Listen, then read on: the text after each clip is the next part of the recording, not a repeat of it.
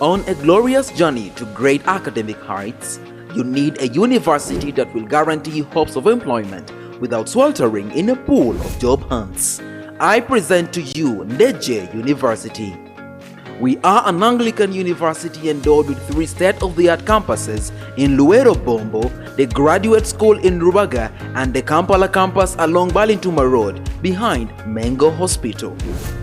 With well-coordinated learning programs ranging from day, evening, weekend, in-service and e-learning, the globally recognized university offers job market competing courses that will surely light your academic path. Our various undergraduate and graduate programs include Business Administration and Management, Engineering and Survey, Basic Sciences and Information Technology, Education, Environment and Agricultural Sciences, Arts, Health Sciences, and many more. With accreditation by the National Council of Higher Education, we now offer a diploma in clinical medicine and community health. We as well take pride in some courses sponsored by the Higher Education Students Financing Board for a loan scheme that will not get you worried of tuition as you pursue your dream. Come ready for an academic adventure on great facilities of learning. You can visit our website on www.ndejjeuniversity.ac.ug. Ndejje University, the fear of God brings knowledge and wisdom.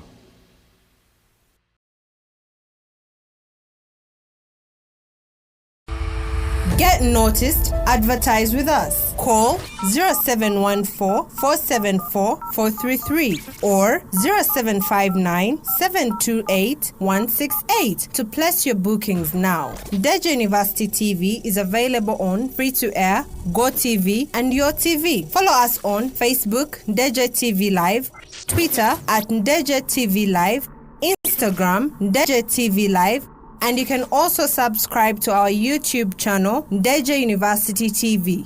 Ndejje University TV, your source of knowledge and wisdom.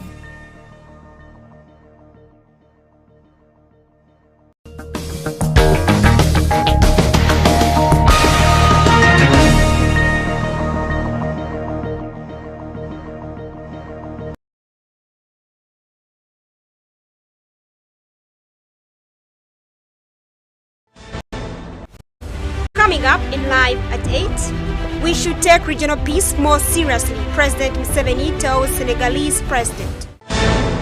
The Ministry of Finance, Planning and Economic Development releases Q1 expenditure for the financial year 2023-2024. Forum for Democratic Change Chairman and Secretary General Samuel Elias Lukwago and Semuju for disciplinary actions. This and more in Live at 8.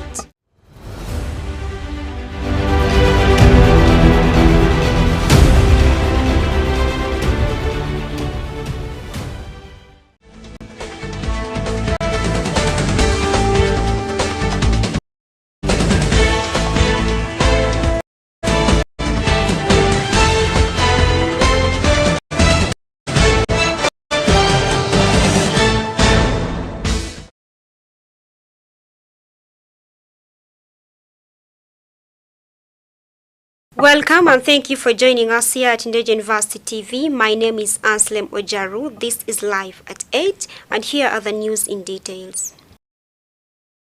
The President of the Republic of Senegal, His Excellency Macky Sall, has described his Ugandan counterpart, President Yoweri Kaguta Museveni, as a freedom fighter who has sacrificed a lot to ensure peace and security reign in Uganda, East Africa and Africa at large. Let's have more on that.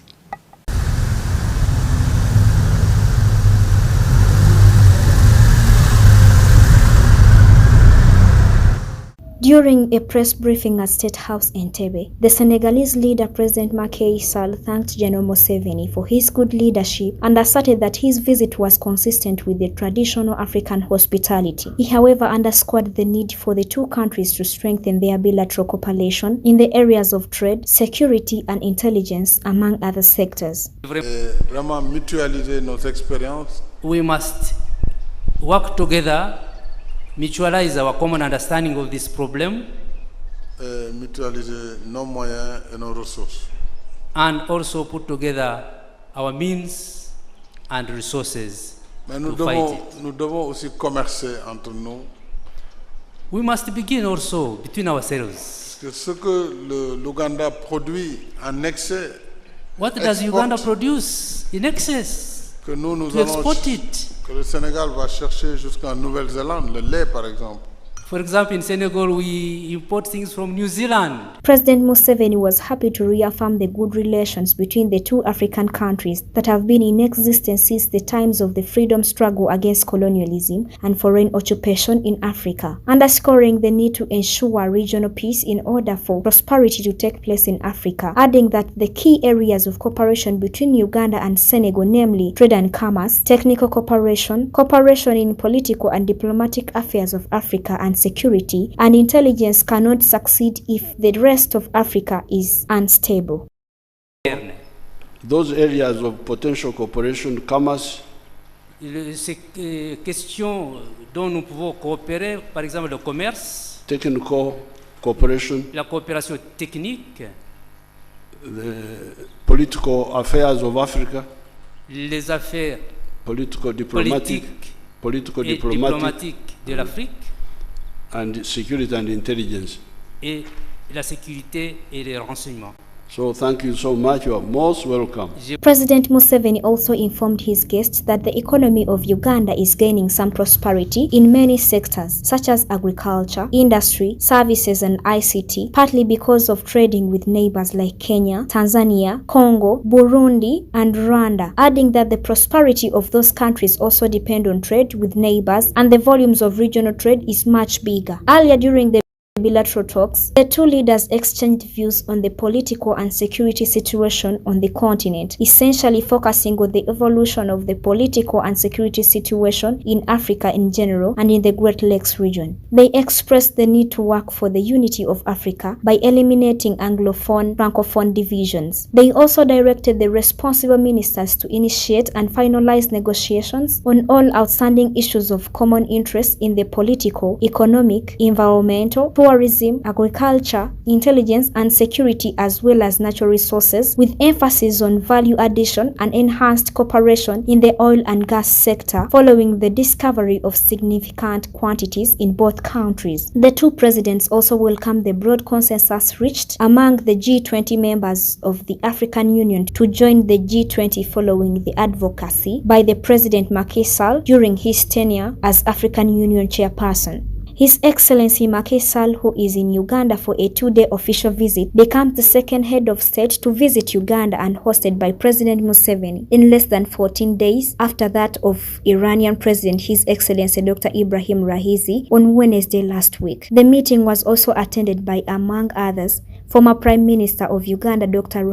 Ruhakana Rugunda, Right Honorable Amama Mbabazi, ministers, among other government officials. ANSLEM OJARU, live at 8.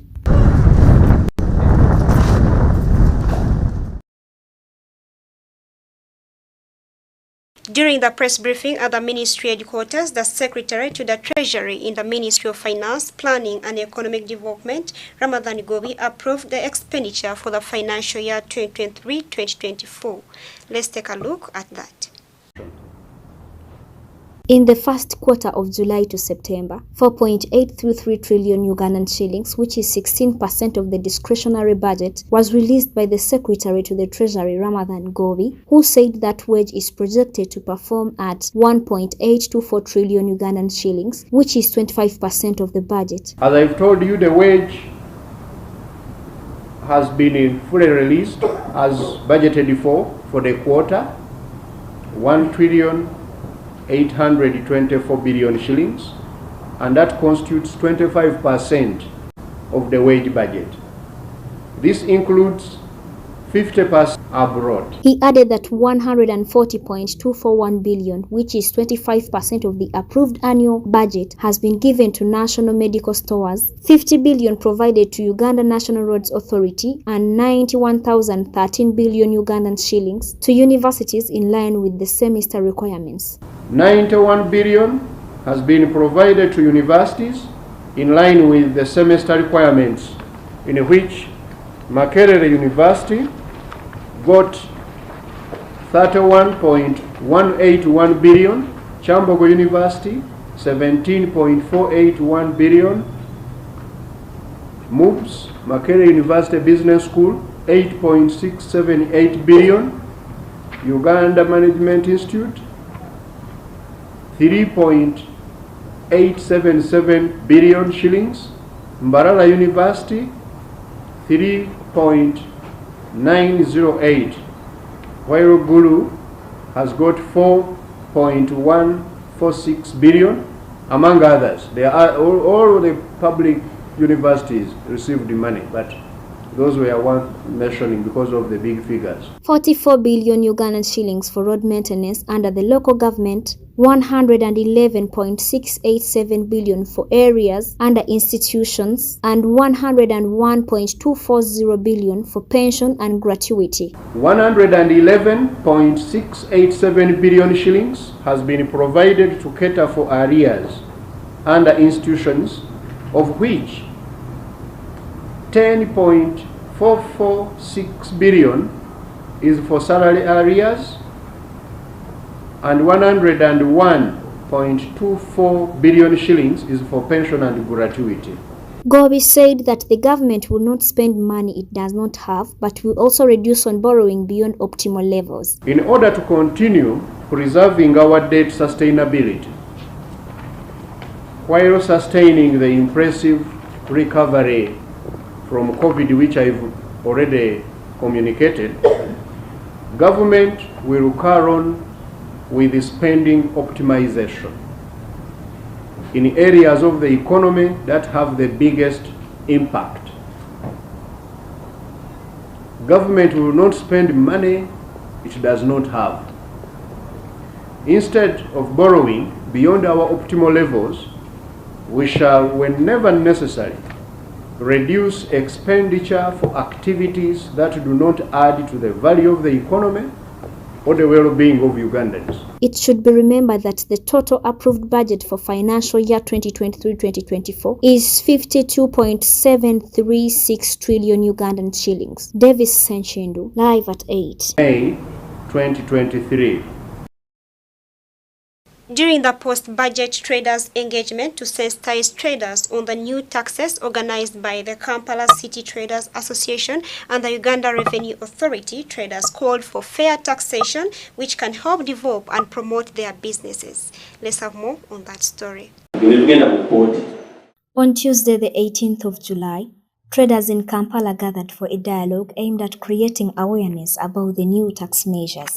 The Kasita team and the traders to take them through the post-budget measures relating to the new tax amendments. We've had a good discussion with the team and educated them on the new measures that have been put in the tax laws, and we look forward to a good working relationship with Kasita and enlightening them more on the new tax laws. The traders say that tax collectors should help to promote their businesses rather than suffocating majority of businesses from thriving. The way URA is taxing us, the traders, is unfair.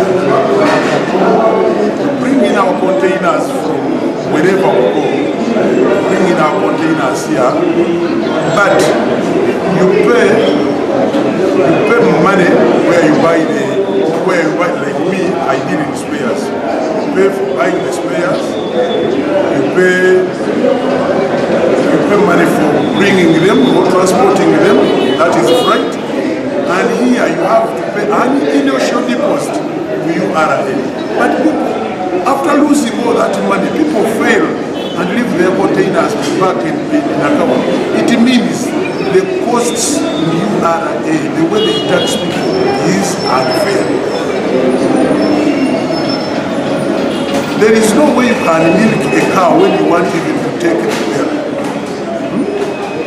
Let's be fair so that people can bring in their merchandise, or people can trade, pay their taxes, and do it for quite some time. The Traders Union vowed to advocate for right taxation and see to it that traders are taxed in the right way. We are here to advocate for the right taxation in Uganda, and we feel that taxes should be paid in the way that deem fit, a Ugandan. right from the small taxpayer to the biggest taxpayer.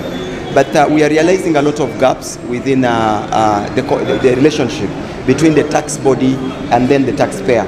Yes, it's on record that right from the history, in the history of Mekadom, there has never been a good relation between a taxpayer and a tax collector. However, at some point they should agree. Now, within the tax regime of Uganda right now, there is much collusion. There is much whereby like the taxpayers are losing business, more so the traders downtown, whereby like the tax policies are not favoring them. That within the tax formation, we are realizing that the tax formation, the legal part of it, the parliament of Ugandans, the parliamentarians sit and decide, and then without consulting the stakeholders who are the taxpayers. The Traders Union urges traders to create awareness about the tax amendments and advocate for the right taxation. Wabula kyensabira abasuubuzi bakyembasa baffe n'okutwalira wamu mu ggwanga Uganda tuve mu kye bayita analogo. Nsaba buli kizimbe kyonna ekiri mu ggwanga Uganda oba mwekuŋŋaanyiza mu trading center wonna tugunjewo groups ez'enjawulo ku WhatsApp.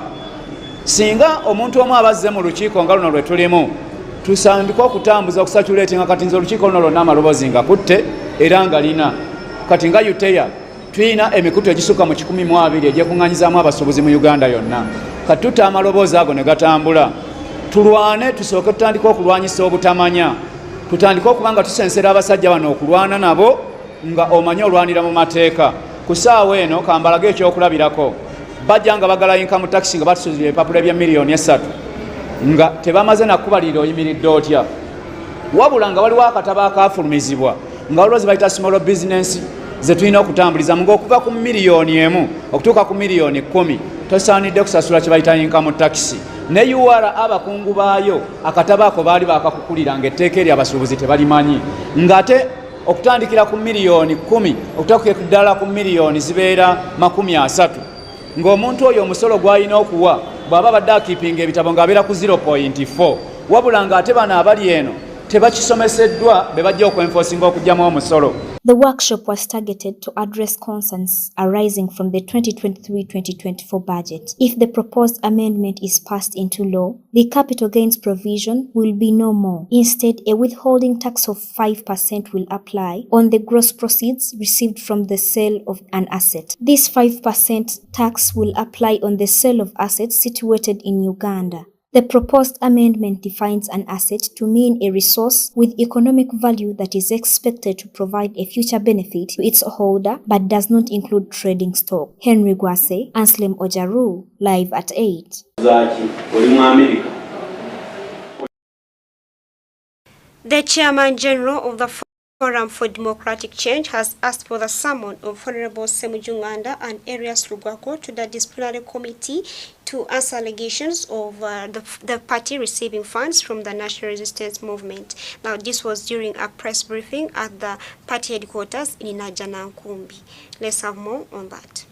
With a reminder to the nation about the bigger challenges that the Forum for Democratic Change wavered throughout the previous years of democratic struggles, more especially the days when the party defeated serious threats of collapse during the previously concluded 2021 elections, where investigation claims say that the Lord Mayor and Honorable Semuju did not prove their availability by deliberately failing to physically support the party candidates in their areas, says the chairman. I assumed my role as party president amidst challenges, including the biggest departure this party has ever seen: the moving out of a former president and a former secretary general, together with a host of senior leaders, to form a new political party, the Alliance for National Transformation. This situation was adequately and decisively dealt with through team and hard work, and we have since moved on. It is very strange that the same people who were sitting up there at the high table in Zambia, whenever I went to their areas, they just ran away from me. They hid from me. I came to Kampala here, I didn't see the Lord Mayor of Kampala. even if he boasts of having a 200,000 strong support within the city. And this happened everywhere, and there is evidence to that effect. Those proponents of the Zambia meeting decided to betray the party and the cause of the struggle. Amoriat says that it is not a proper way for any member of the party failing to go through the legalities of the party to showcase their dissatisfactions if observed, but rather choosing to disclose their mother party, a step that Ssemujju and Lukwago endeavored by calling for a consultative meeting in presence of the media at Nsambia's Sharing Hall on 17th July 2023. It is therefore one of the greatest insults for any member of the party, most especially a senior member who speaks for us, to go and even suggest that ISO is in control of the party. All of us as the FDC are duty bound to protect the name of the party, and any allegations labeled against any party leader should be truthful and provable. 2023.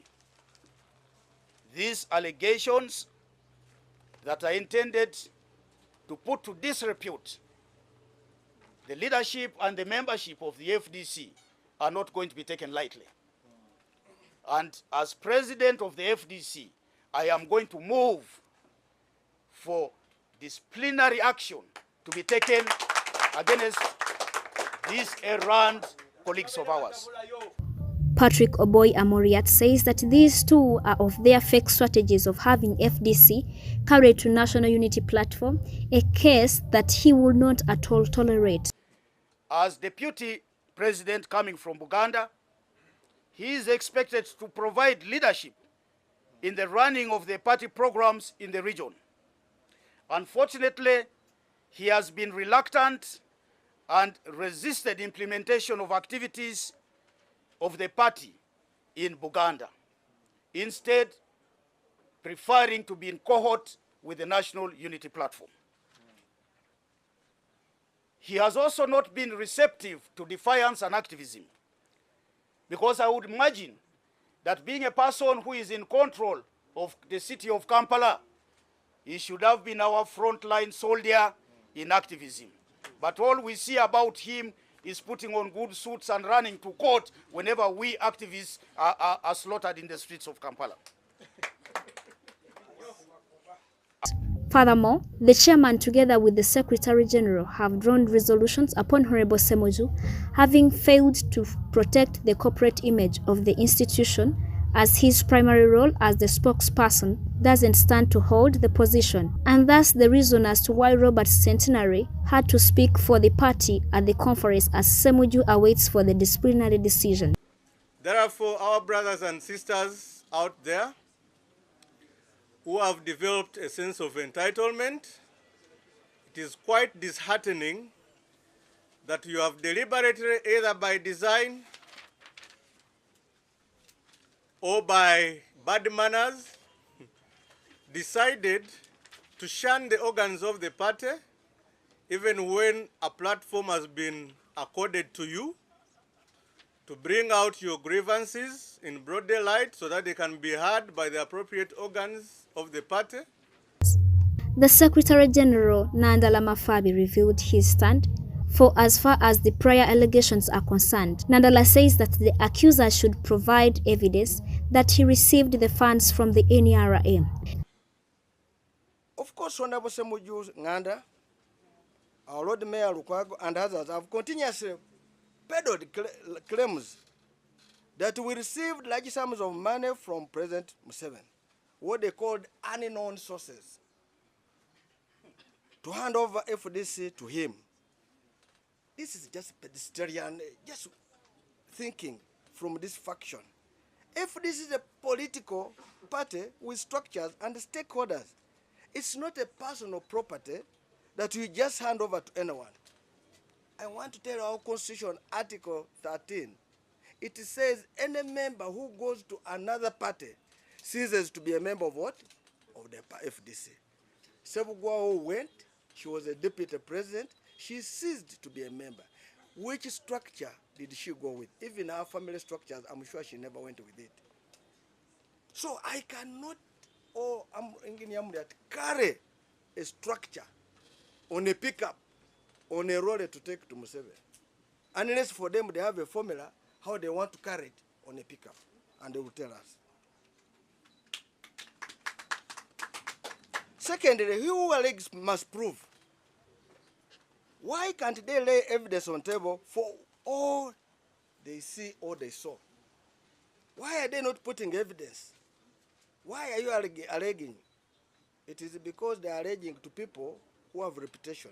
Despite the tension within the party, the National Executive Council sticks at the prior arrangements by the Electoral Commission in reference to the Article 15 Clause 4 of the FDC Constitution to have the elections begin at the village levels on Friday 21st July 2023. Henry Mogwanya, live at 8. Tanzania is set to host the Under-18 Women's Sekafa Championship starting from the 25th of July to the 1st of August, following Kenya's pull-out. This will take place at Chamazi Stadium in Dar es Salaam, Tanzania. Let's have more on that story.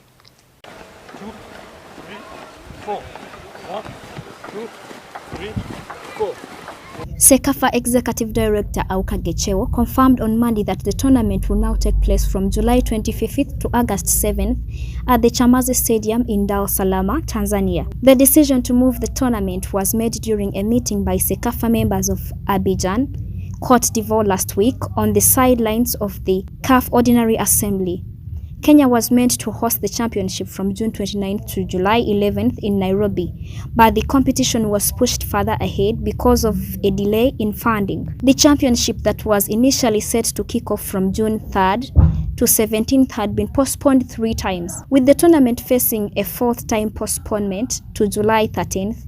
Kenya and teams from Uganda and Tanzania dissolved their camps. The teams expected to participate include hosts Tanzania, Burundi, Ethiopia, Uganda, Rwanda, and Zanzibar.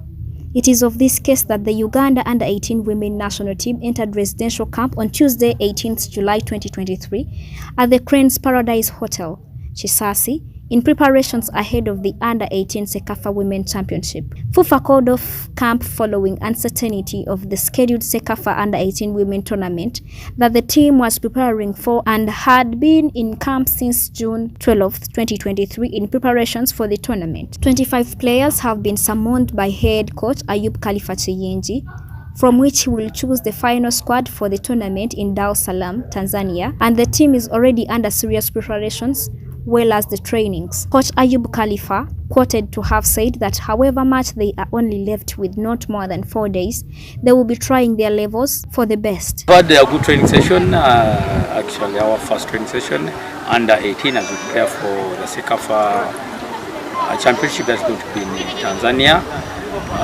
The girls came back, actually most of them are even relaxed, not sure where the tournament is going to be there.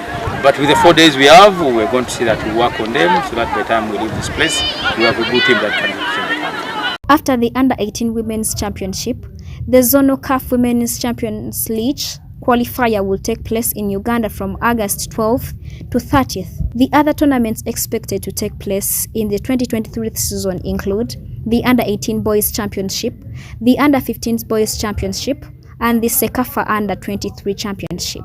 Raymond Kato, live at 8.